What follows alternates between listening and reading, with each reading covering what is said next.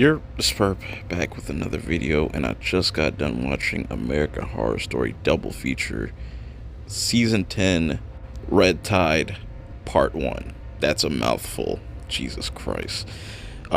Make sure you hit that like button, subscribe, follow me on Twitter at PerpMiner420, and also check out the link in the description for all my other American Horror Story content. Now, I gotta say, man, this is definitely the weakest episode, or probably my least favorite episode of the season thus far. I think they were trying to do a lot in this whole entire episode. Now, let me break it down like this. So, the episode starts off, we kind of get introduced to the chemist. Well, first, we get a jump back in time about 5 years ago, and this is where the chemist starts to kind of set up shop. And she's your natural, Heisenberg.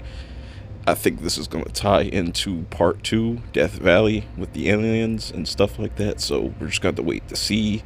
So the chemist meets Mickey, and this is kind of the first person that kind of knows about the chemist, and she kind of breaks down what we already know about the pills. You take the pill if you're creative, nothing will happen to you, but we definitely get to see the negative effects, like turning into one of the pale people, which I really liked in this episode. I wish we kind of spent more time kind of developing on those types of characters, but pretty much Mickey is being paid $50 for every person that he brings to the chemist so she can do her experiment. She pretty much works for the government.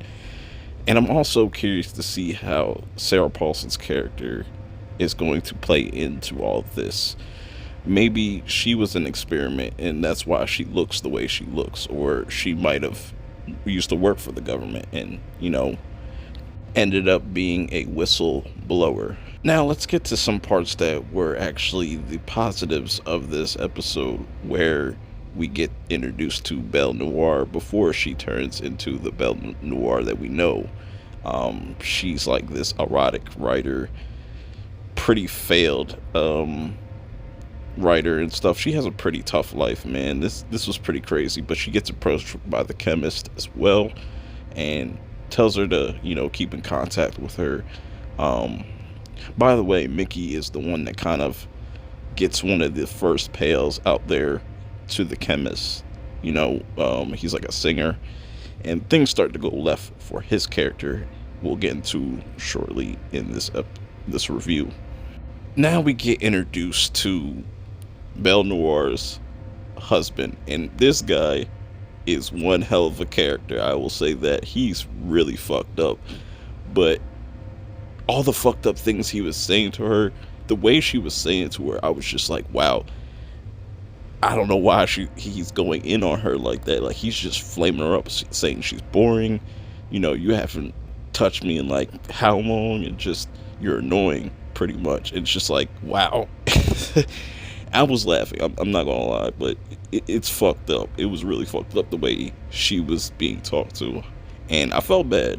But I'm not gonna lie, I was laughing at the same time, because this leads her to go to the bar to kind of, just drink away the demons, so to speak. Comes across Mickey, and Mickey kind of sells her this, not really sells her, but, tells her, try this out. This might help. So she snorts the stuff, and you would have thought she popped a Molly or something like that. She snorted up a Molly and just started dancing by herself, living life. Like I said, the guy that took the pill the first time, it was the first experiment for the chemist, comes into the bar, and he doesn't look too well. He's starting to lose his hair, it's starting to fall out, he's throwing up, getting sick, and they pretty much explain all these side effects. Like, the side effects is you start to have this blood craving, especially if you're creative, or if you're not creative, so you're still going to have that craving for blood. I kind of like that twist with the vampires and stuff like that.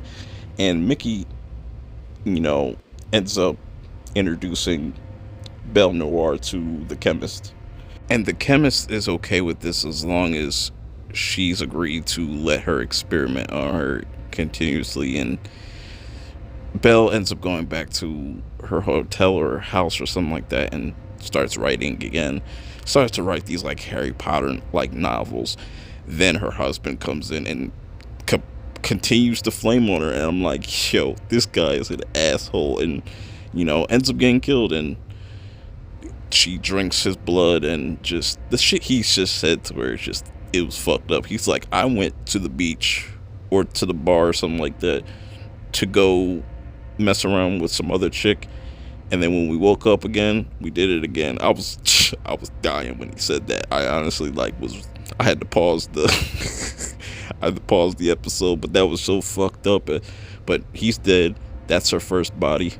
Goes back to the chemist to pretty much report, and I like how the chemist is just so nonchalant. I'm wondering what her actual name is, if she's an actual person, if she's not just an alien in disguise. I don't know. That's probably a reach. Maybe she is a scroll, maybe she's not. I don't know. But there's some other issues with the other guy that kind of pretty much turns into the first Pale, as he meets the tattoo artist just randomly. I don't know why, just to kind of get a new fit, to get a new outfit and whatnot. This leads this guy to go out into the cemetery, where he crosses paths with this chick that's just praying to her loved one, ends up killing her. Now, mind you, it's Halloween at this time. It's 5 years ago. It's like Oktoberfest or whatever, so everybody's kind of dressed up. He kind of just blends in, soaked in blood, goes to the chemist, tries to just like tell her like, I need more of this stuff, and she just says, look, you're fucked pretty much. This is not gonna work for you. Get out of my house, because he almost tries to attack her, and she pulls out the gun, just, nah, you gotta get out of here. So the episode ends with Belle crossing paths with the tattoo artist that makes the teeth, which they didn't really explain really well. And then Belle Noire also meets Austin's character 2 years later. He's like a drag race that all right, so now that I broke all this down, let me get into what I didn't like about this episode. First off, I think in this episode they were doing way too much in just such a short amount of time. It feels like they were cramming 2 episodes worth of story into one, and I guess because this is a 2-part story, they're not able to really properly flesh these characters out. I like the whole Belle Noire flashback and getting her backstory. The whole Evan Peters character as Austin, that could have been done better. I'm not a I don't like the whole drag stuff. That kind of took me out of it, to be honest, and just it was just doing way too much. I like when we focus on our main characters. I don't think this episode was necessary to get the backstory of every single character. I kind of like them leaving it a mystery of why all these people have disappeared, and why hasn't the police been able to figure out if all these murders been going on for the last 5 years, where all the bodies being like buried and stuff. It kind of doesn't make sense. That's why I say like it's a little messy, but it looks like episode 5 is going to be much better. This is definitely the weakest, but let me know how you feel about this in the comments below. Till next time, I'll see y'all in the next video. Peace.